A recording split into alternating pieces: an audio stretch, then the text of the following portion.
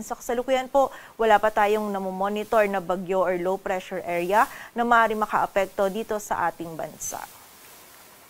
At para nga sa maging lagay ng panahon ngayong araw ng Sabado, magiging maulap pa rin yung ating kalangitan. May mga kalat-kalat na pag-ulan, pagkilat at pagkulog pa rin na mararanasan dito sa Batanes at Babuyan Islands, dulot ito ng shear line. Samantala, posible din yung moderate to at times heavy rains dito naman sa Aurora at Quezon, dulot naman po ito ng easterlies. Kaya naman pag-iingat pa rin para sa ating mga kababayan sa posibilidad ng mga pagbaha at pagguho ng lupa. Samantala, sa nalalabing bahagi naman ng Luzon, kasama na yan dito sa Metro Manila, magiging bahagyang maulap hanggang sa maulap po yung ating kalangitan. May mga isolated na mga pag-ulan pa rin tayong mararanasan dulot ng easterlies. This early morning po, posibleng makaranas tayo ng mga isolated na mga light to moderate rains dito sa malaking bahagi ng Central Luzon, maging dito din sa area ng Metro Manila. And pagsapit po ng hapon at gabi, posible pa din po yung mga ganitong biglaan at mga panandalian ang pag-ulan,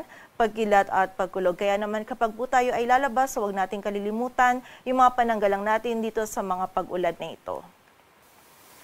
Samantala dito naman sa buong bahagi ng Mindanao, maging sa Negros Island region at sa area din ng Palawan, makakaranas pa rin po tayo ng maulap na kalangitan. May mga kalat-kalat na pag-ulan, pagkilat at pagkulog pa rin tayong mararanasan na dulot ng ITCZ. And posible pong katamtaman at kung minsan ay mga malalakas na pag-ulan yung ating mararanasan. Kaya naman pag-iingat pa rin or doble ingat pa rin po para sa ating mga kababayan. Samantala dito naman sa nalalabing bahagi ng Visayas, magiging bahagyang maulap hanggang sa maulap po yung ating kalangitan. This early morning, nakakaranas na po ng mga pag-ulan or isolated na mga pag-ulan itong Western Visayas at Central Visayas. And pagsapit din po ng hapon at gabi, posible pa din yung mga isolated na mga pag-ulan nito na dulot naman ng ITCZ.